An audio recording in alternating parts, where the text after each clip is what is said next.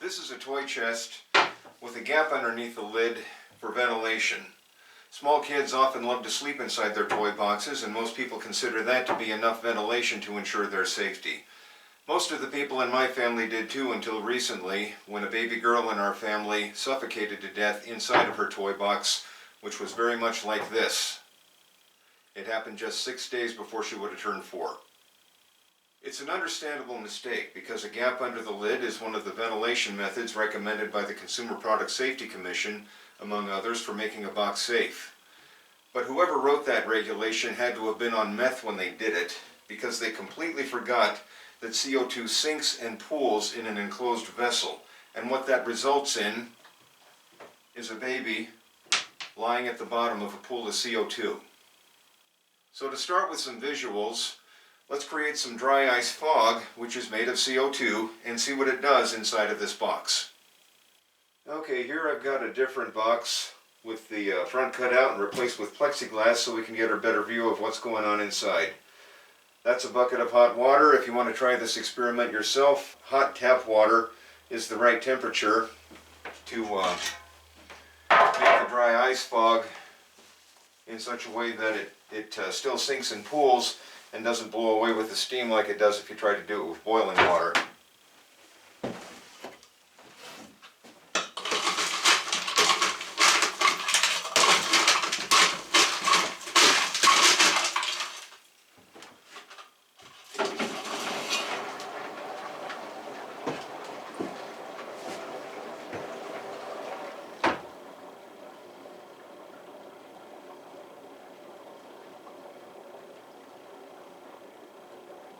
Now I left a gap at the top here just like they're supposed to be.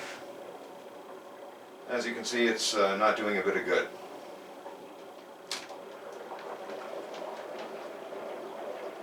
For that matter, even if the lid is completely open, even if it doesn't have a lid, CO2 sinks and it pools and it just stays right there inside the vessel.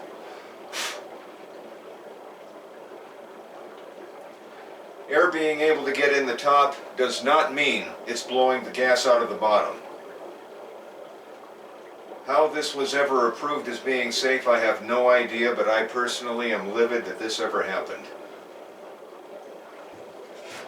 Now this is not a perfect visualization of what happens because this CO2 is denser and colder than regular CO2 that you breathe out, but this is still CO2, and this is still what CO2 does. Baby's in a lot of trouble. Okay, now we've cut handle holes in the ends of the box. This is another one of the ventilation methods that's recommended. So let's see how much good it does.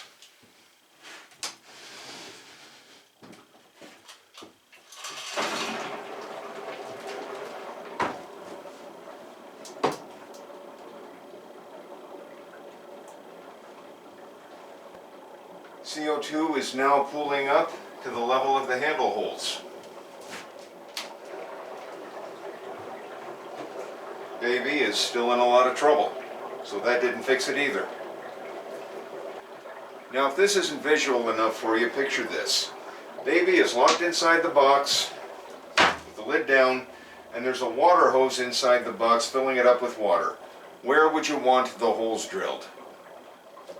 Would up here be good enough, or would you rather they were someplace lower? This is a good time to look at some other beds that have caused infant deaths. This bed doesn't even have a top, and yet babies have suffocated in it. How? Because the sides are enclosed, and that creates a space for CO2 to pool. Especially if the baby's face is turned toward the corner on the side, a gas pocket can form right in front of the baby's face. If babies can die in this, then exactly how it is that toy boxes got declared safe is something that somebody needs to explain. What's really tragic about beds of this type is that they could easily be made safe just by adding some perforations around the bottom of the sides for gas to flow out, maybe with mesh to keep fingers out of the holes. Okay, now we've taken a 1-inch hole saw and we've cut some holes in the bottom of the box, so let's see how big a difference that makes. Okay, now at least as long as you have feet underneath the thing to hold it up a little bit, gas is flowing right out the bottom, so problem solved, right? Not quite. Throw a pile of clothes or blankets inside the box and you've covered up the holes. And you have the exact same death trap that you had before. So this means ventilating the sides of the box. You can do it the old-fashioned way with a hole saw, or if you happen to be a real woodworker, you could cut a decorative pattern in the wood, but it has to cover all four sides and it has to be at every level where a baby's face could end up at. You never know how high these clothes are going to be piled up inside. You know, if they're piled halfway up, baby's face is up here, and that means there has to be holes at this level, especially if baby's face is turned towards the corner. Because if it's solid here and baby's face is right there, that can cause a gas pocket to form. This is not a hypothetical thing. These things are actually in the news pretty frequently. You don't want the height between the holes to be too great, because if the holes are 6 inches above the level of the bedding and gas pools up to 4 inches, baby's nose is at 2 inches, baby suffocates. So what we're going to do is we're going to place the holes going across all sides every 4 inches of height. That may or may not be exactly what's needed, but that's what I'm willing to sign my name to. Okay, we now have the box ventilated on the top, bottom, and all four sides. Sides are most important of all. The first row of holes is 4 inches off the inside bottom, and the next row is 4 inches above that, and that puts it within 6 inches of the top, which is close enough, because if you pile your clothes up inside to 6 inches, you can't fit a baby in there anymore. So, let's put some gas in there and see how it's working.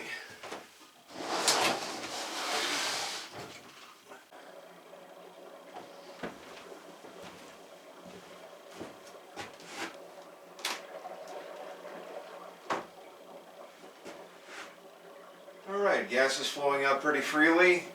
And as long as you don't actually have that going on inside the toy box, baby is pretty safe.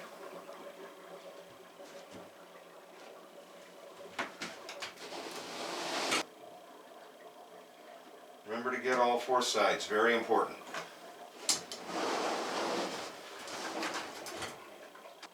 Now you might think you don't actually have to get all four sides like this, because all you have to do is remember not to obstruct the holes around the bottom. Well, making this system dependent on human error never happening is a losing proposition. Because even if you might remember every time, will your child never obstruct the holes while inside this box? And for that matter, when your child grows up and has children of their own, will they remember then? Or will their children remember? This box could be around for a long time, so get it right now while you have the chance. Okay, while we're looking at ventilation, let's also take a look at the right lid supports. These supports are made to hold the lid open at any angle, so the lid can't just drop. The reason is the children have also died when they looked inside their box and the lid fell down on their neck and trapped them and strangled them. This prevents that from happening, and I'm pretty sure these are required by law. If your box doesn't have these, there's a link in the description for finding them. Now you might be asking, what is the exact level of ventilation needed to make one of these boxes safe? And my answer is, hell if I know. What I can tell you is that when people get into trouble with asphyxiation hazards, it's because they play guessing games with what they think are safe limits. And they do it on the basis of all the knowledge that they've amassed from years of watching television. The way to avoid asphyxiation thresholds is very simple. Never go anywhere close to them. Now, for example, when you're dealing with this hazard, you don't play guessing games with the amount of ventilation. You just ventilate the thing until there is no question that it's ventilated. Anything less than that is rolling dice with your child's life. The box won't be as pretty, it won't be as much fun to use as a hidey hole, but your child living to adulthood is simply too much more important. You also might think that your box is safe because your child has been sleeping in it already and they've been fine. Well, so was my brother's granddaughter for about 2 years. But she grew, and as she grew, she displaced more air out of the box, and she used more air inside of the box. Everything seems fine until the day when they cross the very fine threshold into hypoxia.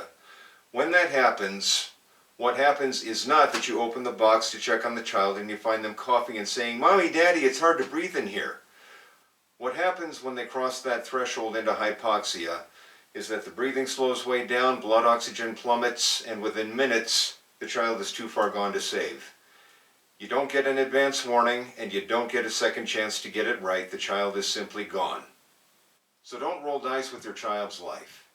Babies have tiny lungs and they're highly susceptible to asphyxiation, so you can't mess around with this.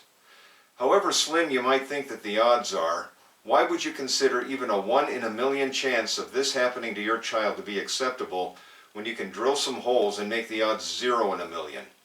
Just drill the goddamn holes to the standards shown here and you can sleep at night without wondering if you're going to wake up childless. While you're getting this taken care of, also get educated about the other asphyxiation hazards they face, like co-sleeping with parents. Babies also die when baby sleeps on top of mommy or daddy and their face falls down in their armpit or someplace where there isn't a lot of air. And that should be the only thing you need to know to say baby will not be sleeping with mommy or daddy, because as much as you might miss the intimacy, baby growing to adulthood is just too much more important. And if you fail at these things, I have just one last tip for you. Brush up on CPR for small children. Whatever the 911 dispatch operator may tell you, no immediate CPR while the ambulance is coming, no chance.